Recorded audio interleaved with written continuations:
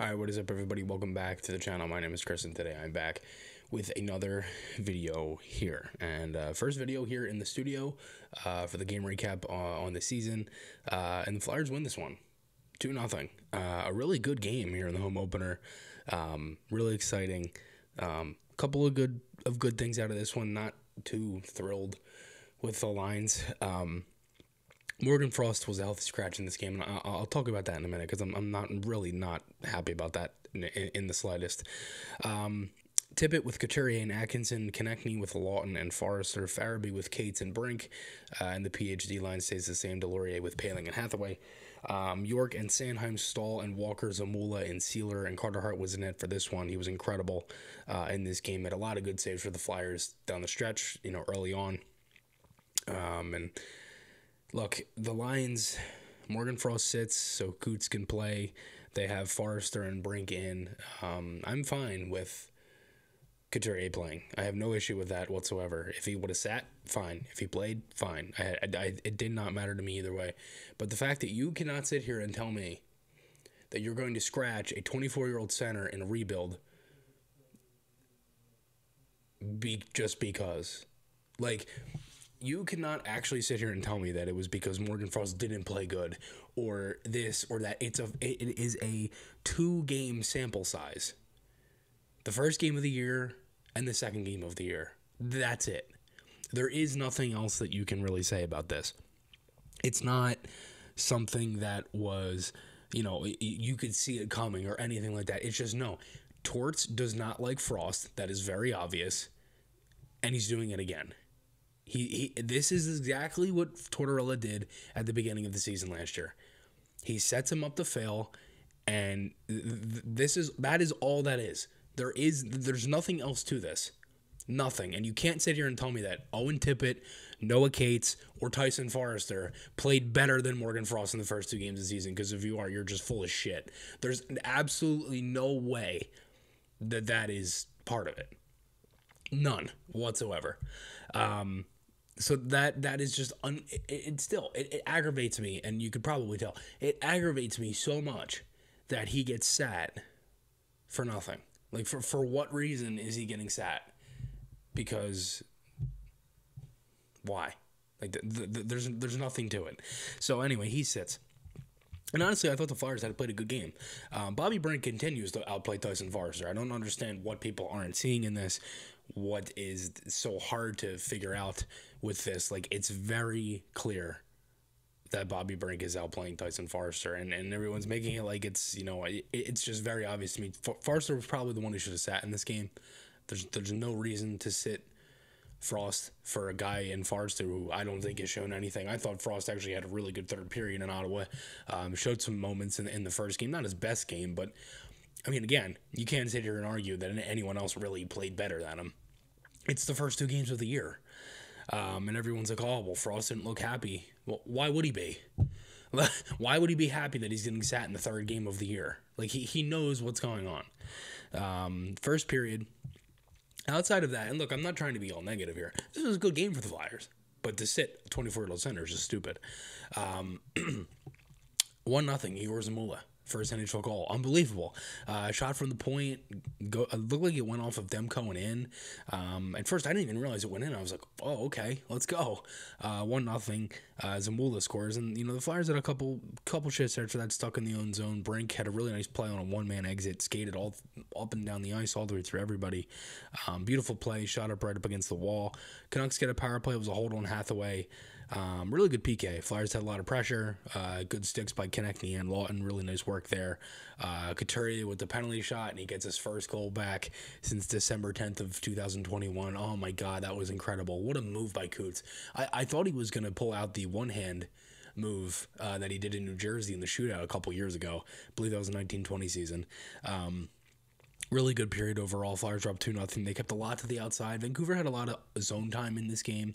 The forecheck was solid. I thought they needed some more pucks at the net, and they did that.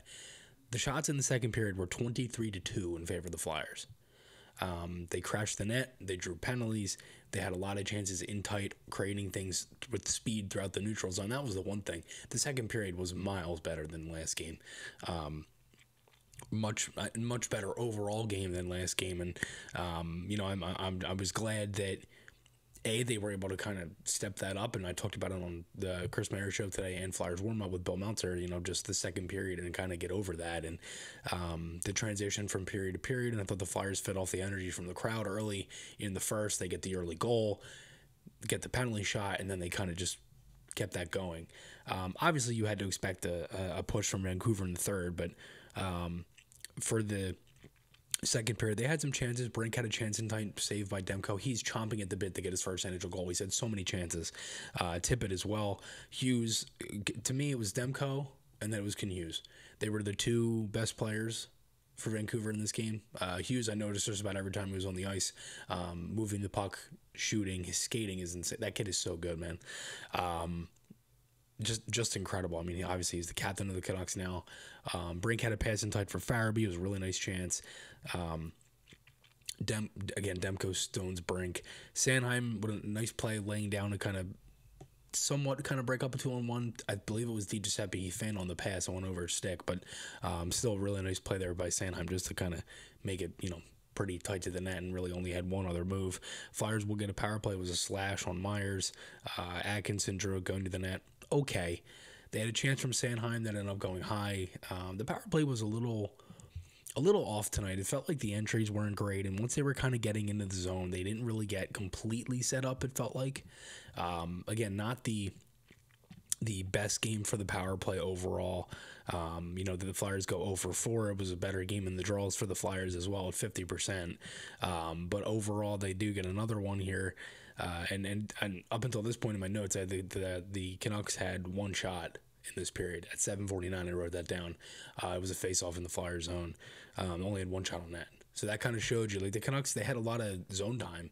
A lot of things were blocked or to the net or, whatever. The Flyers had 16 blocked shots tonight as well, which obviously they're going to have a lot because of Tortorella and the style and everything, which I'm fine with. I mean, it leads to some more injuries sometimes, but, also at the same time, you're at least able to kind of weather the storm a little bit, and there isn't as much pressure.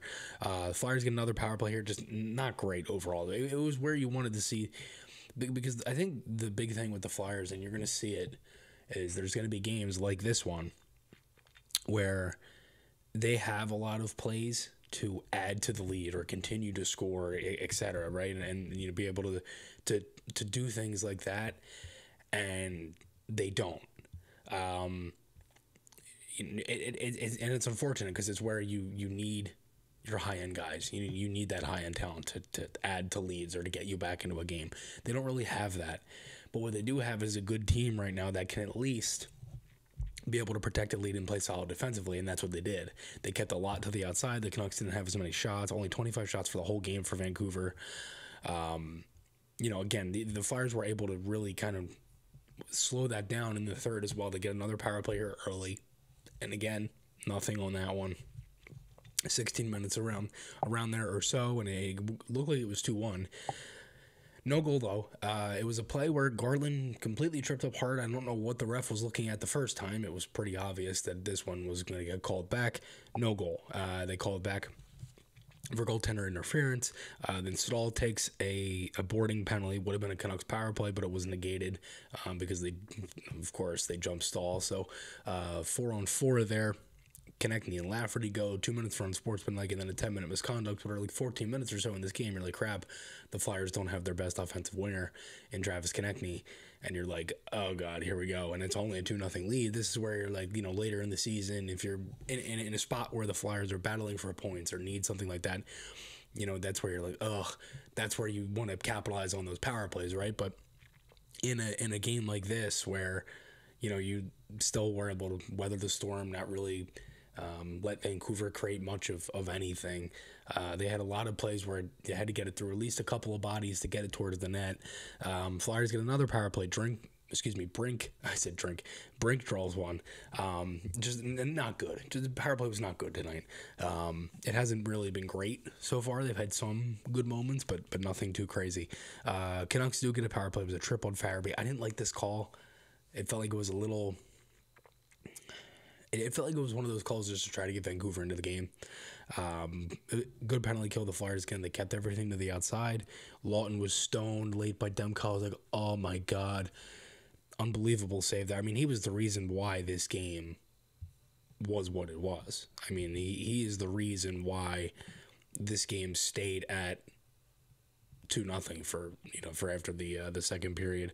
Outside of that, empty net. Flyer Couturier hit the crossbar. There were a couple of chances that way for the Flyers, but overall, a good game. And the Flyers win this one 2-0 at home in the home opener. It wasn't the best crowd. I mean, with the Phillies going on and the soccer game that was at the link and all that stuff, it definitely just drew away from that. But I'm not worried about the attendance or anything. I think the Flyers did I think there were a lot of nice touches that the Flyers did.